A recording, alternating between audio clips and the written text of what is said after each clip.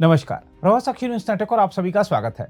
लोकसभा चुनाव के परिणाम सामने आ चुके हैं। किसी एक दल को स्पष्ट बहुमत नहीं मिल सका है। हालांकि जनता ने राष्ट्रीय जनतांत्रिक गठबंधन यानी एनडीए को स्पष्ट जनादेश देकर एक बार फिर मोदी सरकार बनने का मार्ग प्रशस्त कर दिया है। लेकिन विपक्ष भी दम भर रहा है कि हम सरकार बनाने का दावा पेश कर सकते हैं।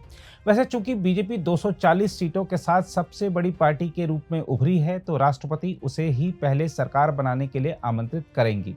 इस सब के बीच सबकी नजरें इस बात पर हैं कि एनडीए के सबसे बड़े घटकों के रूप में उभरे और एक समय प्रधानमंत्री मोदी को हटाने के लिए राष्ट्रीय स्तर पर अभियान चलाने वाले चंद्रबाबू नायडू और नीतीश कुमार बीजेपी के साथ बने रहेंगे या पाला बदलेंगे। हालांकि इन दोनों ही नेताओं ने स्पष्ट कर दिया है कि वह एनडीए के साथ हैं, लेकिन इनके बार बार पाला बदलने की आदत को देखते हुए लोग इनकी बात पर विश्वास नहीं कर रहे हैं। ऐसे में सवाल उठता है कि क्या एनडीए देश को स्थिर सरकार दे पाएगा। सवाल उठता है कि कहीं चंद्रबाबू या नीतीश के पाला बदलने की स्थिति में कहीं विपक्षी गठबंधन इंडिया की सरकार तो नहीं बन जाएगी। सवाल उठता है कि मोदी सरकार जिस तरह अपने पिछले 2 कार्यकालों में कड़े और बड़े फैसले लेती रही, क्या अब भी वैसा कर पाएगी। सवाल उठता है कि किसी भी तरह के दबाव में नहीं आने वाले नरेंद्र मोदी क्या समर्थक दलों के दबाव को सहन कर पाएंगे। इन सब सवालों के जवाब तलाशने के लिए हमने जब चुनाव परिणाम के आंकड़ों पर नजर दौड़ाई, तो कुछ चीजें उभर कर आईं जो कि दर्शाती हैं कि 5 साल तक मोदी की तीसरी सरकार को कोई खतरा नहीं होगा। दरअसल जनता ने किसी दल को स्पष्ट बहुमत भले नहीं दिया है, लेकिन इस बात का इंतजाम भी कर दिया है कि देश मध्यावधि चुनाव में नहीं जाए। अपनी बात को साबित करने के लिए जरा आपको कुछ आंकड़े बताते हैं। सबसे पहले जान लीजिए कि सरकार बनाने के लिए 272 का आंकड़ा होना बहुत जरूरी है। एनडीए को अभी 293 सीटें मिली हैं, यानी कि बहुमत से 23 सीटें एनडीए के पास ज्यादा हैं। अब मान लीजिए कि अगर नीतीश कुमार का जनता दल यूनाइटेड जिसने 12 सीटें जीती हैं और चंद्रबाबू नायडू की टीडीपी जिसने 16 सीटें जीती हैं, वह एनडीए से बाहर हो जाते हैं। ऐसे में एनडीए का आंकड़ा घटकर 265 पर आ जाएगा, जो कि बहुमत से 7 कम है। लेकिन अगर हम अन्य पार्टियों और निर्दलीयों के आंकड़ों पर नजर दौड़ाएं, तो साफ प्रतीत होता है कि 7 नंबर का बीजेपी आसानी से जुगाड़ कर लेगी और इस तरह नीतीश और चंद्रबाबू के जाने से मोदी सरकार की सेहत पर कोई खास असर नहीं पड़ेगा। चंद्रबाबू अगर एनडीए से बाहर होते हैं तो वाईएसआर कांग्रेस के जगन मोहन रेड्डी अपने 4 सांसदों का समर्थन दे सकते हैं। जगन मोहन ने पिछली लोकसभा में भी मुद्दों के आधार पर तथा विभिन्न विधेयकों को पारित कराने के दौरान मोदी सरकार का समर्थन किया था। आइए एक नजर डालते हैं एनडीए और इंडिया गठबंधन के आंकड़ों पर और साथ ही जानते हैं कि अन्य दलों के कहां जाने की संभावनाएं हैं। साथ ही जानते हैं कि निर्दलीय सांसद किस गठबंधन में जा सकते हैं। सबसे पहले बात करते हैं एनडीए के जो 293 सीटें आई हैं, उसमें किस दल को कितनी सीटें आई हैं।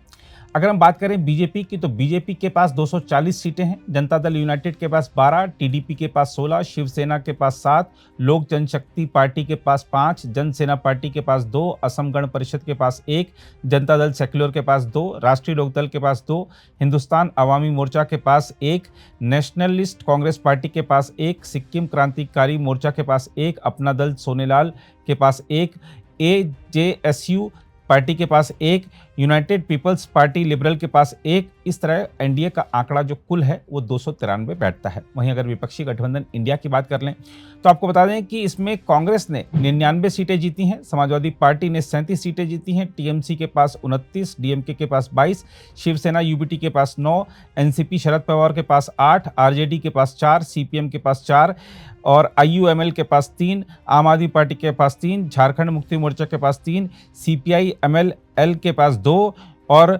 वीसीके के पास 2 और इसके अलावा कम्युनिस्ट पार्टी ऑफ इंडिया के पास 2, जम्मू कश्मीर नेशनल कॉन्फ्रेंस के पास 2, केरला कांग्रेस के पास 1, आरएसपी के पास 1, भारत आदिवासी पार्टी के पास 1, एमडीएमके के पास 1 और आज़ाद समाज पार्टी कांशीराम के प्रत्याशी के पास 1 सीट आई है। तो इस तरीके से अगर हम देखें तो इंडिया गठबंधन 234 सीटें हासिल कर चुका है। वहीं अगर हम बात करते हैं अन्य पार्टियों की, तो अन्य पार्टियों के नाम आपको बताते हैं कि कौन जीता है और इनके किस गठबंधन में जाने की संभावना है, इस पर भी जरा प्रकाश डालते हैं। सबसे पहले बात करते हैं राजस्थान से हनुमान बेनीवाल की, जो कि राष्ट्रीय लोकतांत्रिक पार्टी के हैं। ये चुनाव जीते हैं और इनके इंडिया गठबंधन में जाने की संभावना बताई जा रही है। इसी तरीके से अगर हम बात करते हैं वाईएसआरसीपी यानी कि जगन मोहन रेड्डी की जो पार्टी है, उसके 4 सांसद हैं और माना जा रहा है कि ये मुद्दों के आधार पर या जरूरत पड़ने पर मोदी सरकार का समर्थन कर सकते हैं।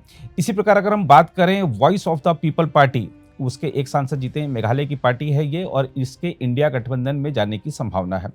इसके अलावा अगर हम बात करें मिजोरम की पार्टी जोरम पीपल्स मूवमेंट की, तो उसका एक सांसद है और इसके लिए माना जा रहा है कि ये एनडीए में आ सकते हैं। इसके अलावा अगर हम बात करें शिरोमणि अकाली दल की, जिसकी हरसिमरत कौर बादल ने बठिंडा सीट पर जीत हासिल की है, और शिरोमणि अकाली दल पूर्व में भी एनडीए के साथ रहा है। माना जा रहा है कि जरूरत पड़ती है तो ये एनडीए का साथ वापस शिरोमणि अकाली दल दे सकती है।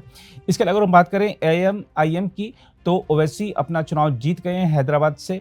वो एकमात्र सांसद हैं और उन्होंने कहा भी है कि अगर जरूरत पड़ती है, मोदी को रोकने के लिए जरूरी हुआ, तो मैं कुछ भी कर सकता हूं, यानी कि वो भी इंडिया गठबंधन के साथ जा सकते हैं।